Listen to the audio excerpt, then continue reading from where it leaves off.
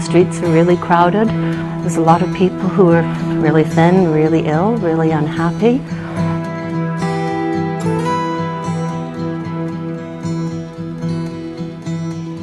It's just really shocking that a city like Vancouver can have such a problem. You know, a really decent society looks after everybody. You know, there's a warm, safe place for everybody to sleep.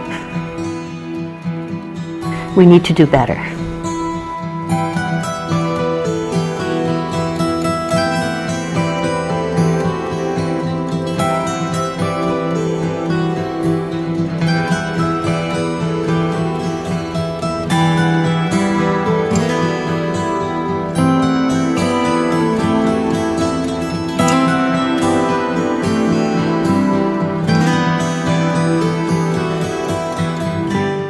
Atira Women's Resource Society is a women's anti-violence organization. We provide housing to women and children who have been affected by violence. We're one organization working in a large community, so we're one very small piece of a very big puzzle.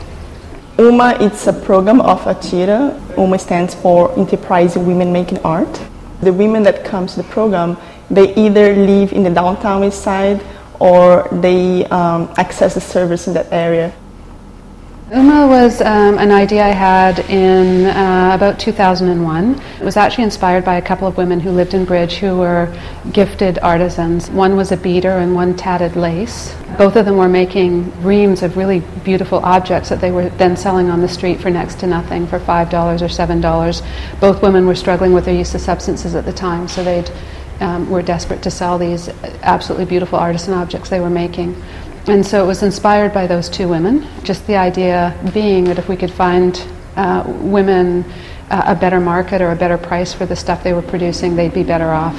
And then from there, we kind of expanded it to also providing women with a safe place to be for part of the day, and providing some capacity building. So for those women who maybe weren't interested in art, we would provide some training and some support, because most women have talent that can be nurtured. The women are as diverse as the community is. So there are going to be some women who come into this program who are still actively struggling with substances, who may have mental health issues. There will be other women who, simply because they're poor, live in the downtown Eastside, because that's where most of the low-income housing is. So an incredibly diverse group of women with an incredibly diverse group of needs, or looking for different things to fill in their lives. So there is no one type of women. Some people are always going to look and say, oh, it's their own fault. Well, in some cases maybe it is, but in a lot of cases it isn't. And until you know their story, you don't know, so don't judge. I think nobody ever expects to that their life will change. Mine changed in a 30-second fall. I had a good job. I was making a six-figure income and fell downstairs.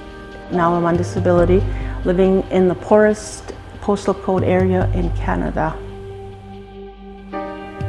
You know, women who are single parents often fall through the cracks. So we often end up in the same socioeconomic area, as well as in the same bracket as people who are drug addicts, alcoholics, etc.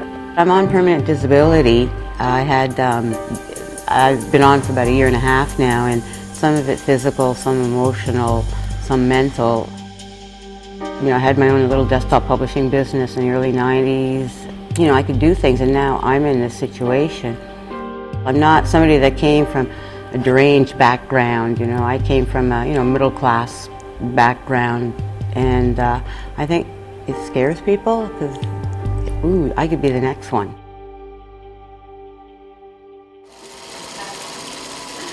Women have always got together, sat around and sewed and cooked and made things and laughed and gossiped. I come down here and I meet wonderful people and we work together, we do collaborative projects, and I've learned more than I've taught. You know, like, I love coming down here. It gives me a positive spirit, it's encouraging, and they're funny, they're fun to be with. Resources that I may have, others may not have, and vice versa. And we encourage each other of places to get deals on raw materials, or in encouraging each other to keep their incentive going, and having a sense of humor about things and the struggles is definitely important. Otherwise, working alone can be very isolating. We have very talented ladies here who are developing their own skills and gradually trying to work into developing a business. I make jewelry, design jewelry, assemble it. I don't look at it as a hobby. I look at it as a business, and it takes a while for a business to start generating cash flow. While I do generate some money now, I'm not really what you would call making money yet. So, but once I get to the limit where I can use it as a solid occupation, then I expect to be off a disability. The way our social network is at the moment, we're expected to survive on $900 a month, of which they say, well, $375 is for rent, and we're allowed to make legally just $500 a month. So between that, this will help me make that $500, and this will allow me, maybe my lipsticks run out. I can't afford lipstick or a decent haircut, or to take a friend out to lunch.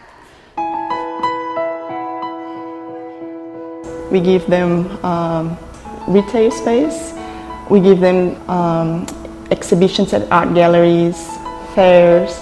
We get them help from volunteers, training. We help them writing a business plan, and also and sometimes just talking to them, because some of them just need someone to talk to.